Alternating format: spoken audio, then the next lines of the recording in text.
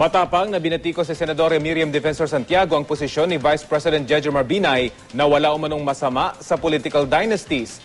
Lalo pang naginit ng Senadora sa pahayag umano ng Vice Presidente na mga talunan lang lagi sa eleksyon ang kumukontra sa pagtakbo sa gobyerno ng mga magkakamag-anak. Balitang hatid ni Jam si Sante. Ulit ba walang law passed by Congress? Naging legal na yan? And I remind you, even if it is legal to establish a dynasty, whatever a dynasty might mean, I warn you, not all that is legal is moral.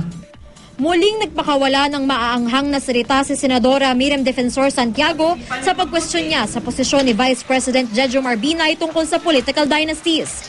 Sa isang interview ng isang pahayagan, sinabi raw ng Vice Presidente na ang publiko na ang bahalang humusga sa mga kandidatong mula sa political families. Hindi rin daw siya pabor sa anti-political dynasty law. Hindi raw dapat pigilang tumakbo kung qualified naman ng isang kandidato. Pero para sa Senadora, hindi ito katanggap-tanggap. Oh, that is wrong. I take the liberty of correcting your Vice President's belief. He has no business staying in government. If that is his belief, and he went to UP Law School, where I was his contemporary. Well, Ma'am, he was ahead of us. Yes, he is older. Shame on him.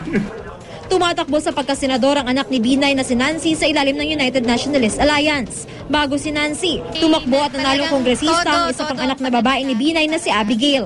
Ang anak na lalaking si Junjun naman ang pumalit kay Binay bilang mayor ng Makati nang siya'y tumakbo sa pagkabise noong 2010. Pero bago ang mga anak, naging mayor ng Makati ang kanyang may bahay na si Elenita nang makatatlong termino siya sa lungsod. Umalma din si Santiago sa sinabi ni Binay na perennial losers o mga laging talunan sa eleksyon ang nagtutulak sa mga mungkahing ipagbawal ang political dynasties. Si Santiago ang may akda ng anti-political dynasty bill sa Senado na naglalayong ipagbawal ang pagtakbo at pag-upo sa pwesto sa gobyerno ng mga magkakamag-anak. I lost the presidential election only because I won in the voting but I lost in the counting. Hanggang mamatay ako, yan ang tatayuan ko. Oh. Ngayon nag-file ako ng anti-dynasty bill. Di ba masasaktan ang senador na gumagawa ng ganyan tapos sasabihin lang na perennial losers na yung mga nag-file niyan? Nasa room si Binay para sa pagtalaga kay Archbishop Luis Antonio Tagle bilang cardinal. Pero sa isang pahayag, nilinaw ng kampo ng Vice Presidente na ang tinutukoy ni Binay ay ang ilang kumakandidato sa pagkasenador na sumasakay lang daw sa issue ng political dynasty. Hindi raw ang mga may akda ng anti-dynasty bills ang punteriya ni Binay.